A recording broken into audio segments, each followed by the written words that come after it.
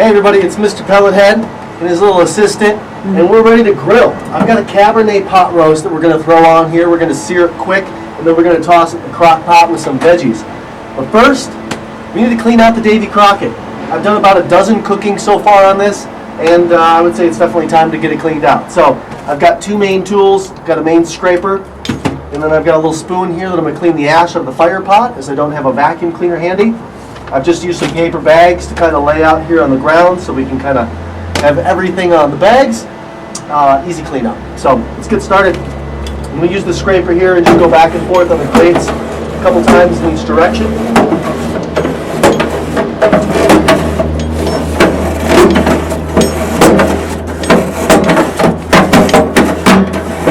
Pretty easy. I recommend a good coarse bristle brush like this. Works great. Took me less than 30 seconds and our grates are clean. I'm just going to set those down like so. You can also put on gloves. Usually the grease is easy to wipe off. Next we're going to pull out our actual grease drip plate. Again, this is a two-piece plate on the Davy Crockett. As you can see, I like to throw on, a lot of sauces and seasonings, and sometimes you'll have some broccoli and lemon slices that fall through. So want to make sure that this stays clean and all these holes stay clean. So first I'm just going to kind of dump off the residuals right into my bag here. And then next I'm going to use my scraper just to kind of get what's on the top there off. So just a couple nice back and forth movements.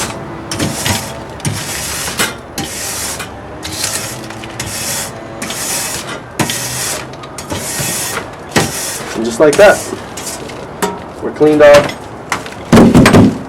ready to go. I'm going to remove the second half of the apple. This just pulls right out. I find pulling out at a diagonal angle works out the best. Not too much buildup gets on this one, so we're okay, but we're probably just going to give it a couple quick little brushes just for any residuals that might be on there. Just like that. In the middle here we have our fire plate divider. So this just pulls right out of there. We just have a little light fly ash that's on there. And then now down inside of the grill is where we have the actual fire pot itself. So this is where our fire is burning. We will have some ash and a little bit of buildup that forms in there.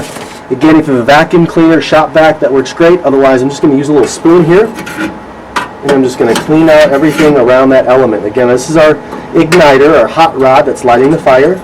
So we want to make sure that we're careful around that.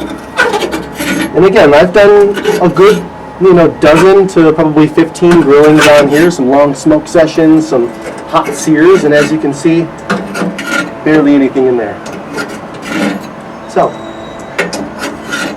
looks pretty good to me. Again, around the outside right here, we'll have some fly ash that forms, but it's going to take, probably a good 5-6 bags of pellets, full bags of pellets to go through before you really need to vacuum that out. So I just leave it in there. It's not going to hurt anything. So we're going to go ahead and we're going to put our baffle back in place. We just got a notch here, the notch here. That lines up right over the grill, just like that. Make sure that it's in place, nice and easy. Next, we have our baffle that goes in. So the little notched area right here is going to go towards the top. It's notched out for our temperature probe. So this just kind of sits in there at an angle like that, slopes down. Next we have the second piece. We got a little slot in each corner, and that's going to rest on the pins that are there. Again, the great thing about this grease strip is that we can slide it open or closed. And the better we keep this thing clean, the easier that this is able to be done. So again, open, we can get direct flame right on the food. Closed, we have more of a convection cooking. Lastly, we'll put the grates back in. So these just set right on top, like so, and like so. And look at that. In less than a couple minutes, we're clean. I'm going to fold this up for easy cleanup. And I'm going to toss this roast on there. See you soon. Just like so.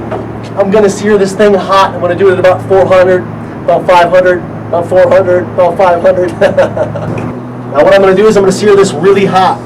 I can't see.